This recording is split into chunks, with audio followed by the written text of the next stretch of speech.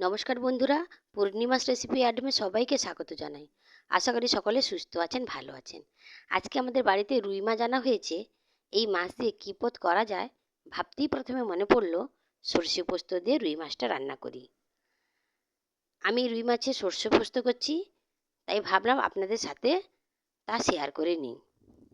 রুই মাছের সর্ষে পোস্ত বানানোর জন্য প্রথমে আমি 3টি রুই মাছের পিস নিয়েছি। মাছগুলোকে প্রথমে ভালো করে ধুয়ে পরিমাণ মতো লবণ, সামান্য হলুদ ও সামান্য লঙ্কার গুঁড়ো মাখিয়ে 10 মিনিট রেখে দিলাম।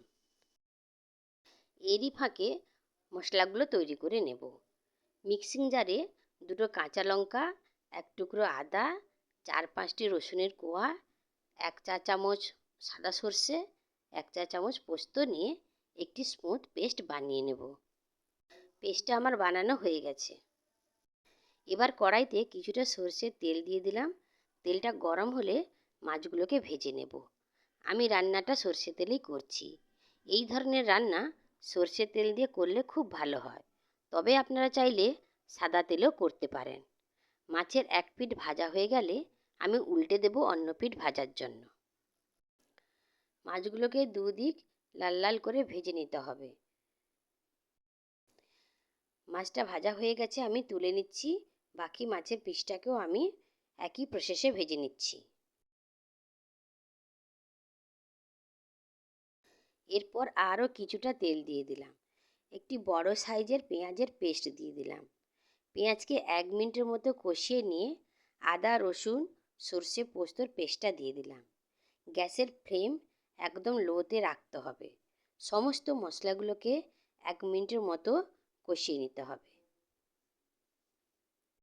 এরপর 1/2 চামচ হলুদ গুঁড়ো, 1/2 চামচ লঙ্কার গুঁড়ো, 1/4 চামচ জিরে গুঁড়ো দিয়ে দিলাম। এবার সমস্ত মশলাগুলোকে ভালো করে কষিয়ে নেব। অল্প একটু জল অ্যাড করে দিলাম যাতে মশলাগুলো না পুড়ে যায়। মশলাগুলো কষতে কষতে যখন তেলটা ছেড়ে আসবে, ঠিক তখনই একটি মাঝারি সাইজের টমেটো কুচি দিয়ে দিলাম।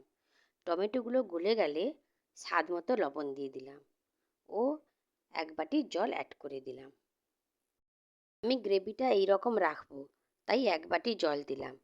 এরপর ঝোলটা সামান্য ফুটে উঠলে ভেজে রাখা মাছগুলো দিয়ে দেব।